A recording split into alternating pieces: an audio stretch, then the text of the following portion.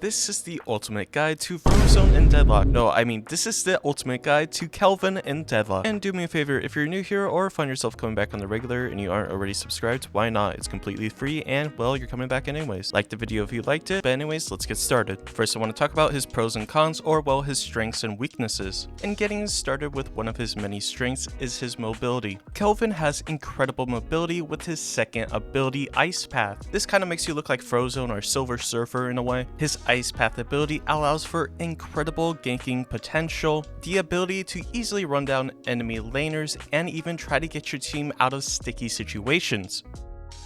Another strength that Kelvin has is his flexibility. You can build Kelvin 3 different ways and still be very beneficial to your team. One of those flexible builds being the weapon damage build.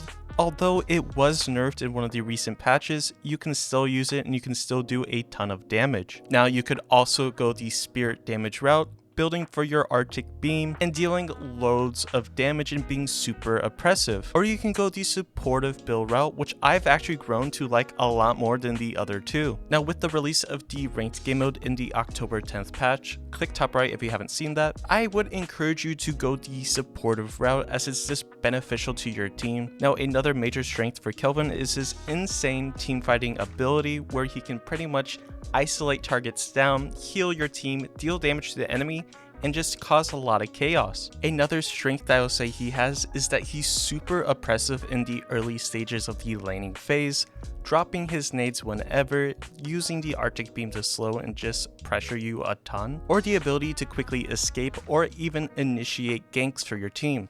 Now it's not just all rainbows and sunshine with Kelvin. Kelvin also has a lot of weaknesses. Kelvin has quite low damage in the mid to late game because if you're building support, you're just usually building for utility.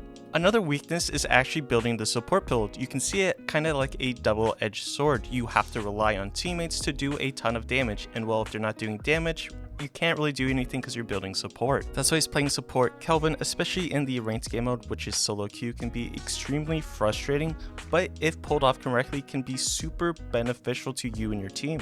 Now let's get on to the topic of Kelvin's abilities. Kelvin's first ability, titled Frost Grenade, is super useful and super versatile with everything that it can do. On the tap of your ability button, you throw out a grenade that on impact does 80% damage to enemies and slows their movement by 40% for 4 seconds at tier 1. Although it's a tier 1 ability and you don't really think too much of it in the early game, but this amount of damage and slowing all in AoE in the early stages of the laning phase is very oppressive to the enemy laners, so pretty much you just want to spam the nade out as much as you can. That was for the base nade without any upgrades. I think I might have misspoke, so sorry about that, but on the first actual upgrade, you get +1 charge, so you have the ability to throw out 2 nades. Once you get the second ability point into the Frost Grenade, that's when you become the healing support. This second upgrade grants you to heal yourself or friendlies for 145 HP. This number also scales with the amount of spirit power that you have. Once you unlock the healing ability for the nade, you have to think a little bit more of when and where to use your nade. Do you want to use it to keep poking at the enemy, dealing damage to them, but risking the ability to heal yourself or even a teammate in the lane? But anyways, onto the 5th and final upgrade for it. You gain 175 base damage. Without any spirit items, that 80 damage turns into 255 damage. So a pretty solid number, I would have to say. Kelvin's second ability, Ice Path, this is when you actually get to turn into Frozone and move around asking where your super suit is. But anyways, Ice Path is Kelvin's mobility positioning and ganking tool. Ice Path allows Kelvin to create a trail of ice that follows him that not only increases movement speed, but also grants slow resistance. Again, this ability is super useful for ganking or just traversing the map in general. Now on the base stats, you get +2 movement speed and +2 sprint speed. It also lasts for 18 seconds. Now on the first ability point upgrade, you get +4 sprint speed, which makes the total to 6 now. On the second ability point upgrade, you get -15 second cooldown, so you can sprint around the map pretty quickly. Now on the 5th and final upgrade for it, while active,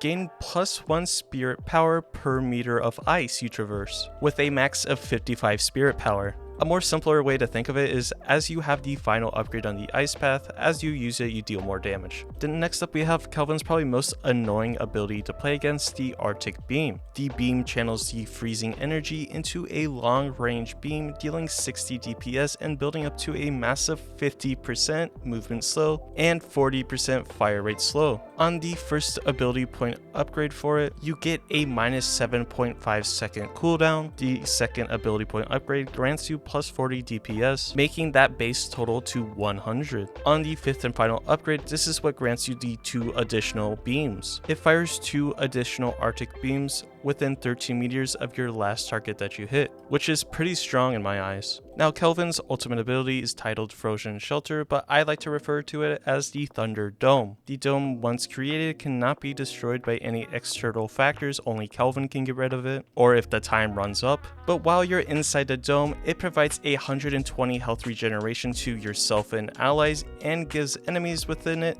35% movement slow, so it's really great for team fights or if you're just trying to save a teammate that's dying, or you get the jump on an enemy. So the first ability point upgrade gives the enemies within the dome 40% fire rate slow, making the fights inside heavily favored to you. The second ability point reduces the cooldown by 38 seconds, and the fifth and final upgrade grants 70 more health regeneration for your allies inside of it and yourself, and it also scales with spirit power, which is that healing number. So again, super useful for healing yourself or your teammates or just being in a team fight. Now let's talk about the build that we want to be rocking. Now let's talk about the build that I am currently running.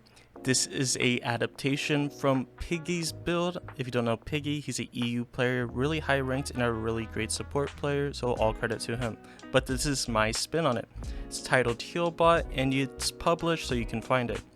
Starting off, we have High Velocity. High Velocity is great for getting the early soul orbs and early denies. It's also just really good because this is a super slow fire rate weapon. Healing Right, it builds into Healing Nova, so it's pretty self-explanatory. You need Healing Right, and in most cases, every single lane, you're gonna need it. Mystic Burst, abilities deal bonus spirit damage. Again, a great item to buy. Extra charge, so you get another grenade, so you can have 3 off of the first upgrade.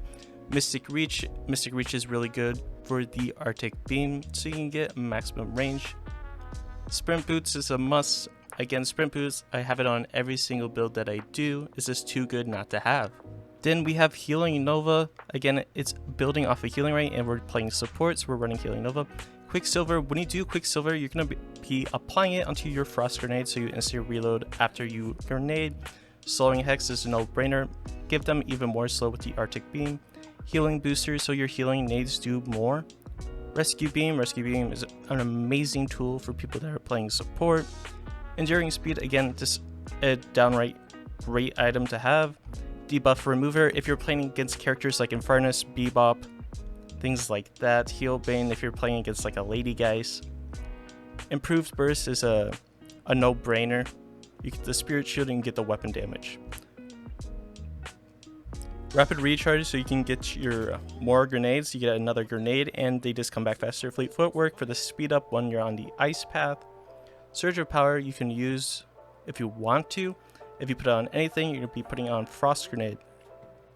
Now armor is pretty self-explanatory. Bullet, Spirit, Improved, and Improved Spirit Armor. Now you can get Mystic Reverb if you put it on anything. You put it on the Frost Grenade to give it even more slow. Huntress Ore is really great for reducing nearby enemies' bullet resist and fire rate. Again, another great support item. Pristine Emblem is also good if you need to do more damage. Superior Cooldown, if you're doing Superior Cooldown, slap that on your Frozen Shelter. Soul Rebirth if you need it. Curse if you're playing heavy ability characters. Same with Knockdown and Silence. That's a quick rundown of everything and all the items I recommend buying. Now you can slap in, say,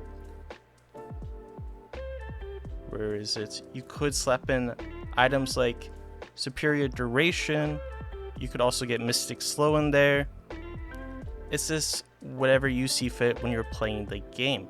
Now I just want to quickly go over the playstyle of a support Kelvin. Now when it comes to playing support Kelvin, you want to prioritize focusing on your map, knowing where each and every one of your teammates are, so you can use your mobility to get to them if need be. You always want to prioritize knowing the HP of all your teammates in the area, so you know where and when to use your healing bomb or your healing items that you have purchased. But most of the time you can usually get away with not knowing exactly what your teammates' HP bars are at and just generally throwing a bomb in the area of where you're fighting. Do know that playing the support build does require you to move around the map a lot, roaming, ganking, and helping out your team. Hopefully this video has helped you, give you a little more insight into the support character known as Kelvin. But anyways, I hope you have a great day and I'll catch you in the next one.